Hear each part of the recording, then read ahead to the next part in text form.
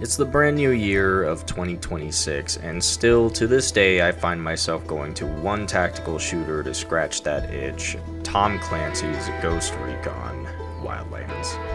Wildlands consistently goes on sale for around $10, with all of its DLC included, providing tons of hours of content. It has been almost 9 years since this game is released. Tom Clancy's Ghost Recon Breakpoint has been out for a few years as well, and while it looks better and in many ways it plays better, it's kinda lacking that same authentic feeling of Ghost Recon Wildlands. The setting for Breakpoint is a little outlandish, and while the story is a direct continuation of Wildlands, I didn't quite enjoy it as much as I enjoyed this game. For those that have played this game, you might have noticed that my game looks quite a bit different from the vanilla game, and I am just using the simple mod First-Person plus extras. People's major gripes with Ubisoft games nowadays is that they just flood the UI with so many things, making it near impossible to play the game, but luckily Tom Clancy's Ghost Recon Wildlands does not have that issue, allowing you to customize the HUD just to your liking. Granted, by doing so, it also makes the game harder in some ways, with some challenge runs being just straight up no HUD available to you, and in first-person mode, this can make the game even more challenging. This first-person mod is a game changer to me. It allows me to see small details in the world that were handcrafted by the developers that many people might not have appreciated.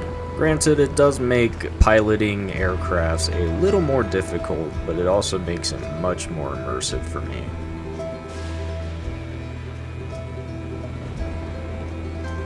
Something to understand, of course, though, is that, man, these cockpit textures and these vehicle textures were not made to be viewed in first person. Some vehicles were just flat out not designed to be driven in first person, such as the APC, but then they added some cool details like being able to see your teammates sitting inside of the APC behind you. But man, this first person mod can create some really tense moments, like when you forget that you're flying over an enemy base that has surface-to-air missiles that can shoot down your plane, and all of a sudden you have to be diving and ducking to get around the missiles and escape.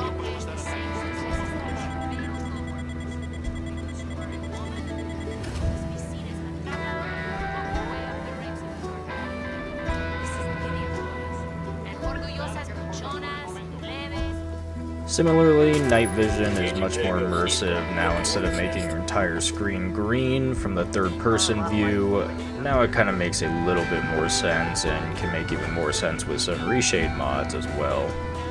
Going back to those low-textured cockpits, as you can see, this plane wasn't really made to be seen in first person, but is definitely still flyable, and it definitely makes it a lot harder to get to where you need to go flying an airplane in first person. Of course, landing it is also not an easy task. Mission's over. We're done. Despite the game's age, the game still provides some gorgeous views, though. These serene moments flying around the map, getting to various mission objectives, really help elevate those high-octane moments as well. I've come to really appreciate the games that offer different perspectives, as I think it really enhances your gaming experience. Take for instance the game Shoot for Hire. When the game first released, the developer only provided the players the opportunity to play it in a top-down shooter perspective. He later updated the game, providing a third-person over-the-shoulder experience, which I felt really elevated the game. In a similar vein, Ubisoft also released another game recently called Avatar's Frontiers of Pandora, which of course is modeled after the James Cameron movies. When the game first released, there was only a first-person view available to players, but they recently just updated it with the expansion release to allow players to swap between first and third person, providing a new perspective. This first-person view really helps to immerse you in your environment and helps you look at all the details a little bit closer, and at the same time it helps elevate the combat experience, making it much more tense.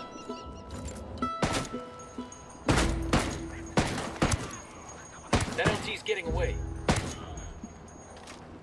I never noticed the small things of this game until I started using this mod, like how corpses burn in a more sensible way. Combat has a whole new element to it when you can't see the enemy over bushes or over walls, and it makes it more difficult to plan your fights. In this clip, I'm still using a majority of the HUD elements as I haven't turned them off yet in this one. But whenever you do have those HUD elements turned off, you really do feel the tension of sneaking around an enemy base where you don't know where all the enemies are, and then of course combat encounters are much more tense as you can turn a corner and an enemy could be there with a light machine gun ready to mow you down. Whenever you're in near death after a combat encounter after a sloppy mistake, you really do feel that being in your character's shoes, frantically running for cover or safety, trying not to die.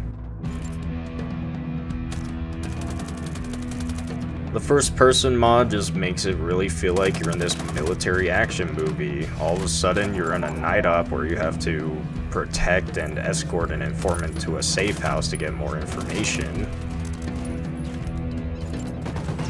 You do the normal thing, you clear out the bad guys, you get your target, and then you stow them away in a truck. And then normally in Ghost Recon, you would just drive up that hill and get out of there.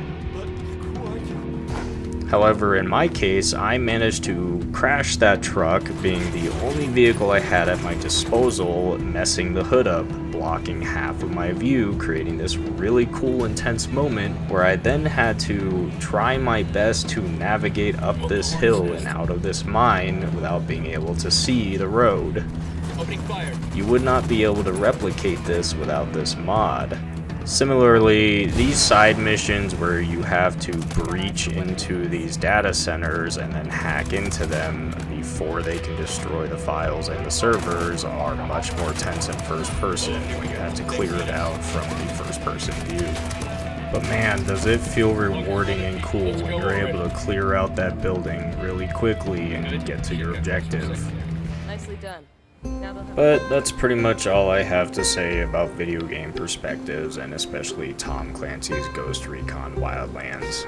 Despite being released in 2017, it is still a phenomenal game to pick up today, and if you haven't played it in a long while, or if you haven't played it at all, it is definitely worth the pickup, especially to play in first person. I also forgot to mention that if you wanted to play co-op with friends and they didn't want to play in first person, there is an option for them to download the mod and not be in first person. But if you made it to the end of this video, thank you so much for watching. I hope this encouraged you to give games like this a try, especially with different perspectives in mind. Or at the least, maybe it makes you consider how perspective in a game really does change and enhance the experience. Or maybe it makes it worse. Again, thank you for watching, and I hope that you all have a good day and a good new year in 2026.